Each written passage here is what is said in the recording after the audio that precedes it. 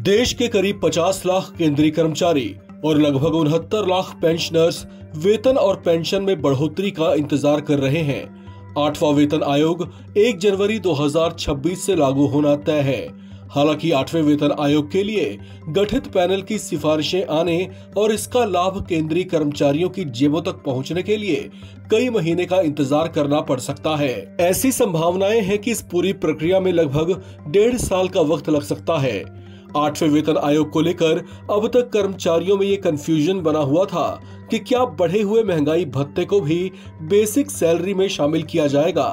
तो इस पर अब सरकार का स्पष्ट जवाब आ चुका है, जिसने कर्मचारियों की उत्सुकता और उनके उत्साह पर विराम लगा दिया है। दरअसल केंद्रीय वित्त राज्य मंत्री पंकज चौधरी ने ये पूरी तरह से साफ कर दिया है कि फिलहाल डीए या महंगाई भत्ते को मूल वेतन में जोड़ने का कोई प्रस्ताव सरकार के पास विचाराधीन नहीं है। केंद्रीय वित्त राज्य मंत्री पंकज चौधरी ने लोकसभा में ये जवाब लिखित में दिया है।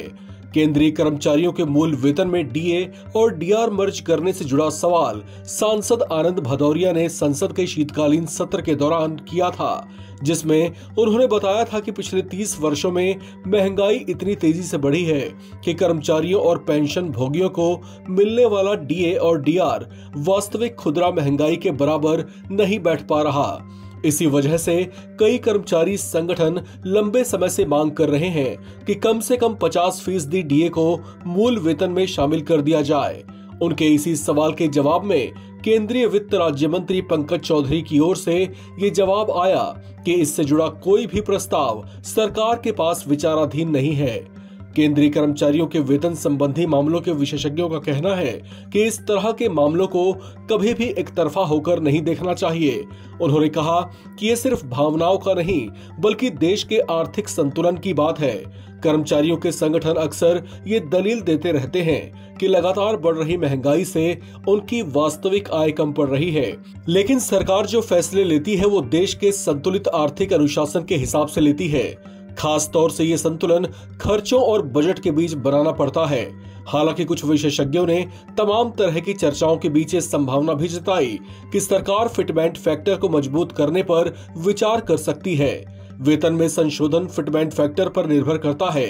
फिटमेंट फैक्टर एक संख्या है जिसका इस्तेमाल कर्मचारियों के मूल वेतन की गणना के लिए किया जाता है। 7वें वेतन आयोग में ये 2.57 था। इससे न्यूनतम वेतन 7,000 रुपए से बढ़कर 18,000 रुपए हो गए थे। विशेषज्ञों का मानना है कि 8वां वेतन आयोग फिटमेंट फैक्टर को 2.5 से 3.0 के बीच रख सकता है। ऐसा होते ही मूल वेतन के साथ साथ सभी जुड़े भत्ते जैसे कि एचआरए, टीए और अन्य विशेष भत्ते भी बढ़ जाएंगे। ऐसा हुआ तो पेंशनर्स को भी इसके समानांतर लाभ मिलेगा, क्योंकि पेंशन हमेशा रिवाइज्ड बेसिक पे के 50% के आधार पर ही दिया जाता है। बात अब पेंशनर्स की करें तो उन्हें भी संशोधित लाभ मिल सकते हैं। लगभग 67 लाख सरकारी पेंशनर्स भी इससे प्रभावित होते हैं। पिछले वेतन आयोगों में पेंशन गणना के तरीकों और लाभों में बदलाव शामिल थे। इस बार भी ऐसे ही बदलावों की उम्मीद है। डीआर या डियरनेस रिलीफ को मूल पेंशन में मिलाने से पेंशनर्स पर भी असर पड़ता है। कारण है कि उनके पेमेंट भी इसी तरह की संरचनाओं से जुड़े होते हैं। आधार आंकड़ों में कोई भी संशोधन मासिक पेंशन राशि को बदल सकता है। सेवानिवृत्त कर्मचारी संघों ने कर्मचारियों की चिंताओं को दोहराया है। वे सरकार से ये स्पष्ट करने की मांग कर रहे हैं कि नई संरचना में पेंशन की गणना कैसे की जाएगी। अनिश्चितता के बावजूद कुछ चीजें तय हैं। एक संशोधित वेतन संरचना आने वाली है, लेकिन ऐसी संभावनाओं से इनकार नहीं किया जा सकता कि इसमें अपेक्षा से ज्यादा समय लग सकता है, क्योंकि ये बात पिछले वेतन आयोगों के गठन और उसके लागू होने की अवधि का ट्रैक रिकॉर्ड बताता है कि अब की बार भी ऐसी उम्मीद नहीं करनी चाहिए कि इसमें सामान्य अवधि से कम समय लगेगा। तो दिल थाम कर इंतजार करिए, क्योंकि ये इंतजार आपको अंत में सुखद एहसास कराएगा। इस खबर में फिलहाल इतना ही।